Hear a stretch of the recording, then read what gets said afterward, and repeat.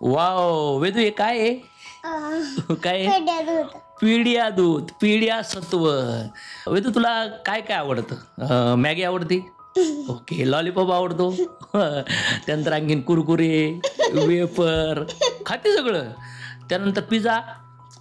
हो, पिझ्झावरलं चीज, बर्गर सगळं आवडतं. त्याच्यासोबत मोबाईल खेळणं आवडतं. हां, मोबाईलला असं स्क्रोल करणं आवडतं ना?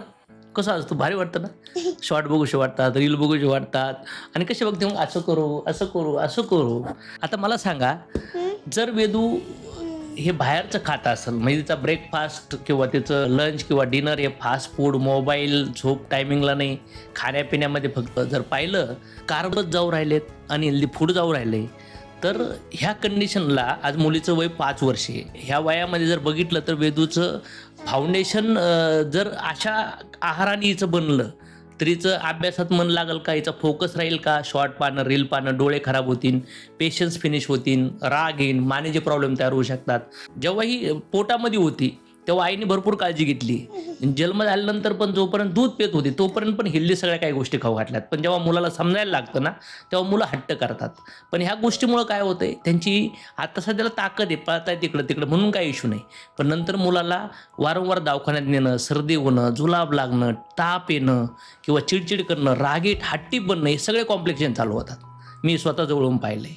तर याचं सोल्युशन म्हणून सनेज सप्लिमेंट्स घेऊन आले, जे मुलांसाठी फार गरजेचे आहेत. कारण की माझ्या मुलीला जेव्हा गर्भात होती तेव्हा पण सनेजचे प्रोडक्ट्स माझ्या मिसेसला रिकमेंड केले त्या डॉक्टर्सनी, ते घेतले होते.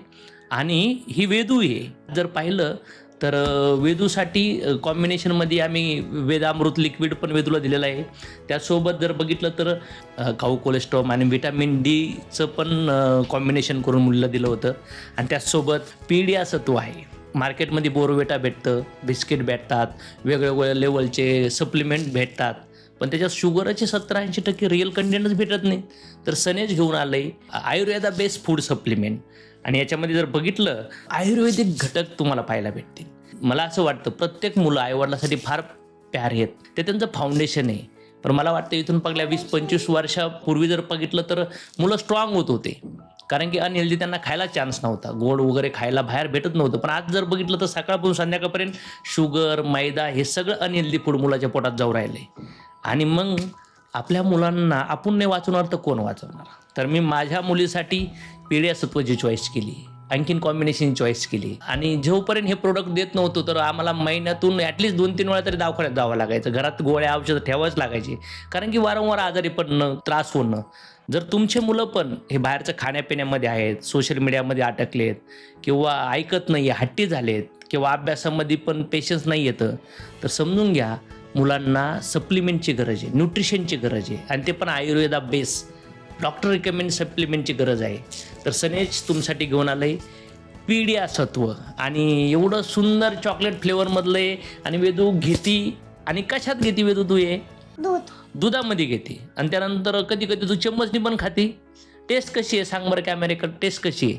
चांगली आहे. चांगली आहे? कशी, किती चांगली आहे? लय चांगली. तुला आवडतं?